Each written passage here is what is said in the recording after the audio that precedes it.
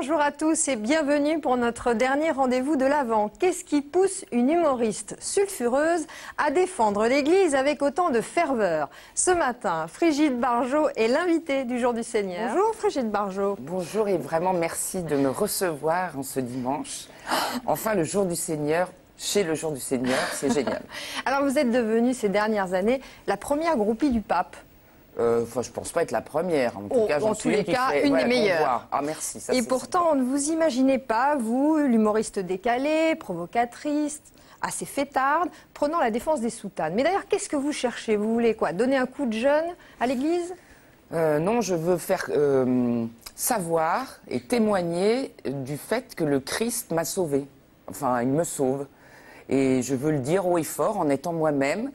Le jour où ma vie a basculé, là où j'étais, à la télévision, j'adore les plateaux, c'est là que j'ai compris que ma vie avait un sens. Enfin, il n'y a pas que là, il y a eu un autre moment aussi dans une église, ça tombe assez bien. Alors, comment êtes-vous, justement, devenue une activiste de l'église? On regarde ensemble un petit portrait qui vous est consacré. C'est Pauline Legrand qui est allée à votre rencontre. Tant mieux.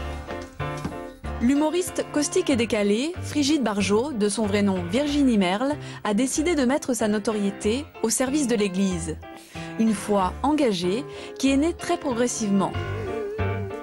Notre mère nous amenait un petit peu à la messe de temps en temps à Lyon, à la Rédemption. C'était plutôt contraint, bon. Mais ça a marqué quand même. Et puis après, la fac et Paris, alors laissons tomber, quoi. Sciences Po, autant dire Dieu n'est pas là. Cette culture religieuse, dans l'inconscient de Frigide, se réveillera au cours de ses rencontres, notamment avec son futur époux, Basile de Kock, mais surtout lors d'une émission en 2003. Alors chroniqueuse dans l'émission On a tout essayé, on lui demande d'enregistrer un sketch moquant les bonnes sœurs. Des valeurs montaient de plus en plus en moi, qui étaient portées par la religion catholique. Et le jour où je me suis confronté au fait d'avoir à me moquer, juste pour rigoler, de la religion catholique, tout d'un coup, ça a été plus fort que moi, je n'ai pas pu. Je pense qu'on peut rire de tout, mais pas au nom de rien. Et je pense qu'il y a effectivement un sacré. Depuis son coming out, Frigide ne cesse d'affirmer sa foi et son soutien à Benoît XVI, à travers des blogs, des livres, des concerts et son arme choc, l'humour. Je prends ma place telle que je suis et telle que j'ai été déjà moi-même préparée par ma vie et je mets ça au service du bon Dieu. Tu crois ou tu crois pas? Tu crois c'est bien, si tu crois pas t'es athée.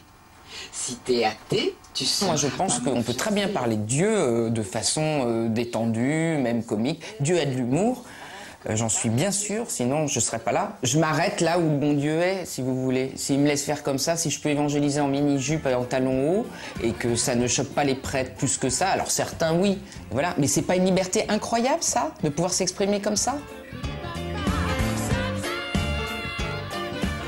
Dites-moi, vous n'aimez pas trop quand même ceux qui se payent l'église, hein? Bah non, mais ils sont tellement nombreux. Écoutez, c'est pas que je les aime pas. D'abord, je les aime. J'aime les gens qui n'aiment pas l'Église. Je suis chrétienne, donc je les aime. Mais en revanche, il y en a trop. Et comment ça, il y en a trop? Mais oui, on fait que ça, critiquer l'Église, que ça. Vous regardez la télévision de temps en temps, Agnès. Ça n'est que ça. Vous ne trouvez pas que les catholiques suscitent plus d'indifférence que d'ostracisme? Non, non, je ne crois pas. Dès qu'ils ouvrent la bouche, ils sont...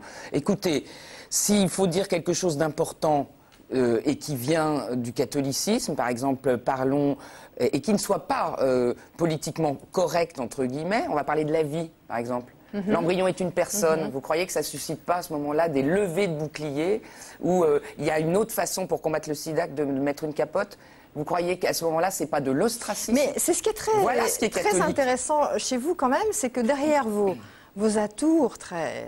Effectivement, je le disais, je mets des t-shirts très modernes, très branchés. Sur ma poitrine. Finalement, vous avez des positions très réactionnaires. Réactionnaires? Bah oui, vous êtes par exemple catholique. Vous dites je suis... Non, tous les catholiques ne condamnent pas l'avortement, par exemple. Mais je ne condamne pas l'avortement. Non, mais vous souhaitez qu'il soit déremboursé par la sécurité sociale. Parce que les femmes ont un peu de soucis à se faire. Pas du tout. Pas du tout, parce qu'effectivement, l'avortement ne doit pas être un moyen de contraception et on ne doit pas banaliser ce qui est quand même une mise à mort. Voilà. Est-ce que c'est réactionnaire, ça, de dire qu'il ne faut pas sacrifier certains des enfants? catholiques, vous direz que oui. Eh bien, très bien, le débat est ouvert, voilà, qu'on en parle, très bien. Voilà, c'est ce que je veux dire. Mais réactionnaire, je conteste le mot. C'est pas du tout réactionnaire de défendre la vie. Est-ce que Au contraire, je pense que c'est l'avenir. Est-ce que votre intention, c'est de défendre l'Église à tout prix? À tout prix. C'est un peu ce qu'on lit quand même dans votre livre, hein, Confession je vais d'une vous dire une catholique chose. Je pense que nous sommes, voilà, on n'a plus le choix. Nous sommes à un moment du tournant de l'humanité où véritablement il faut ouais, je crois qu'il faut se retourner vers Dieu parce que sinon on va mourir. Voilà, c'est tout. Non, mais vers Dieu ou vers son Église? Certains catholiques vous diraient c'est pas tout à fait la même chose. Eh bien, vous avez choisi quand même l'Église. Oui, parce que je pense que ça fait 2000 ans qu'elle est là. On n'a pas vu une institution dans l'histoire de l'humanité tenir malgré tout. C'est donc que l'Esprit Saint l'habite bien et donc on ne s'est pas tout à fait trompé. Mais est-ce que vous J'ai confiance dans mon Église et je l'aime. Est-ce que vous pourriez poser des questions? Parce que c'est celle du Christ. Est-ce que vous pourriez poser des questions dérangeantes à votre Église? Vous n'en posez pas. Là, vous n'en posez pas. Enfin oui, si, je peux. Mais voilà, il y a suffisamment de gens, et je crois que vous en avez vous-même interviewé, qui les posent ces questions. Eh bien, moi, je souhaite y répondre. Mais oui, oui, il y a des désaccords. J'arrête pas d'en parler. Oui, les catholiques sont beaucoup trop conventionnels. Moi, je suis beaucoup trop non conventionnel. Mais entre les deux, on peut peut-être un peu se moderniser, en tout cas dans nos atours, dans notre façon de parler, de faire comprendre le message du Christ. Vous comprenez? Mais d'où vient cette ferveur? D'où vient cette... Je vais vous dire un truc dingue, l'amour de Jésus. Voilà, il m'est tombé dessus et ce jour-là, il m'a retourné comme une crêpe et je ne m'arrêterai plus parce que est-ce que vous avez la ferveur des nouvelles converties? Oui, c'est ça, je crois que c'est ça un petit peu. Mais en revanche, j'aimerais bien le rester éternellement, nouvelle convertie. Comment vous définiriez votre foi?